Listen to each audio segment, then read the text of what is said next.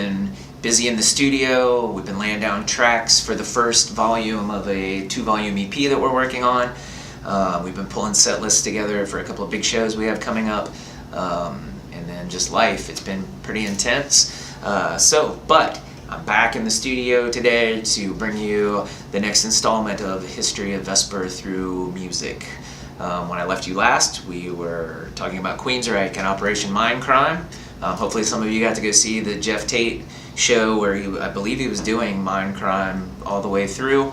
I didn't get to make it. Hopefully you did. It looked like it was awesome from some of the video that I saw.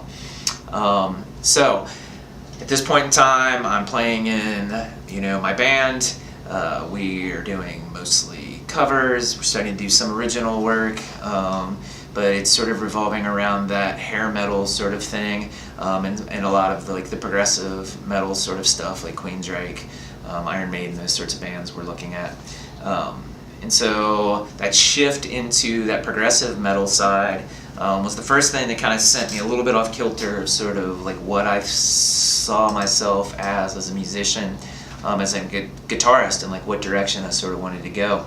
Also at this time I'm in college and actually going finally, mostly, and I started dating this girl, and she was really into some really different music at the time.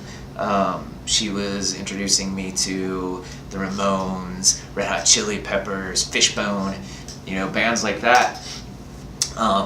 And it took some getting used to sort of that difference between sort of where I was coming from and what she was introducing me to. But she pulled out a tape that completely connected with me and sort of made the bridge to all of those things. And that was Jane's Addiction, Nothing Shocking. The first song that she played for me was the Mountain Song, and that opening bass line, man. And then the guitars come in and double that, and just had this power. And of course, Perry Farrell on that album was just phenomenal, like emotive singer, just so much like strength in that voice.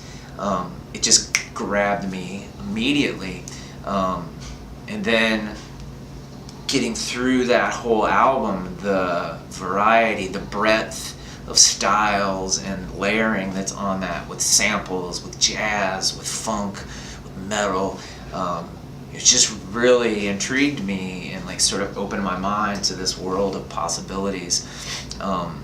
And even within that song, the lead work of Dave Navarro on that song, it just like dissolves into this like chaos, right? There's this cacophony of sounds coming from his guitar in that lead, but then it resolves into this just like really beautiful melodic line. And that is something that I still sort of am drawn to, and strive to try and do in my music, finding that blend of sort of like dissonance and beauty, chaos and order. And it was that album that started me really sort of down that path, and thinking about it, and it wasn't long after I heard that Ritual de Habitual came out, and of course, the first Lollapalooza, which we all thought was going to be the only Lollapalooza, right? It was going to be the Woodstock of our time.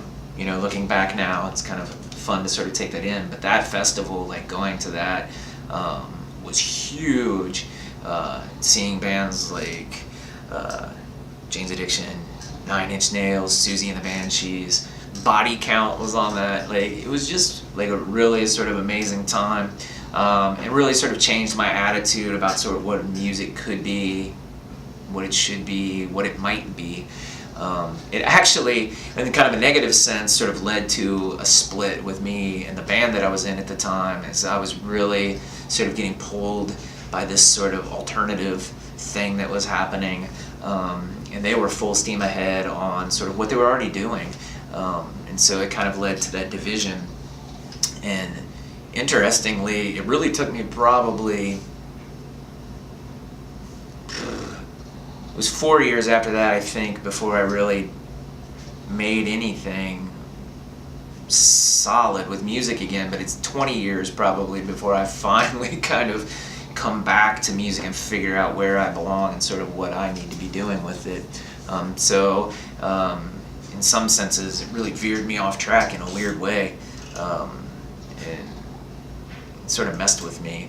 But I think, I'm obviously really happy with where I am with my music now, and it's, I don't want to sound negative about that, but it definitely derailed me. It definitely knocked me off of the path that I was heading down and made me start to sort of question the direction I was going and what kind of music I was going to be making.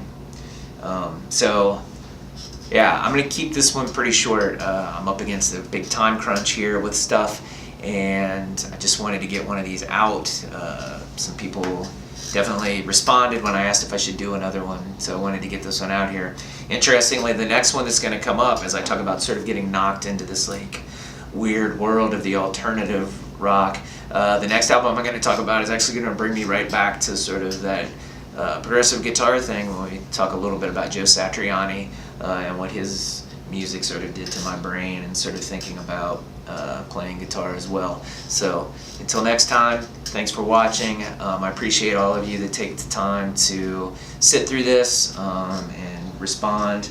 If you have any albums from this time period that sort of resonate a lot with you, go ahead and throw it in the comments, give me some feedback.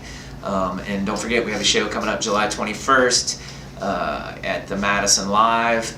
We want to get a bunch of people out for that one. That one should be fun.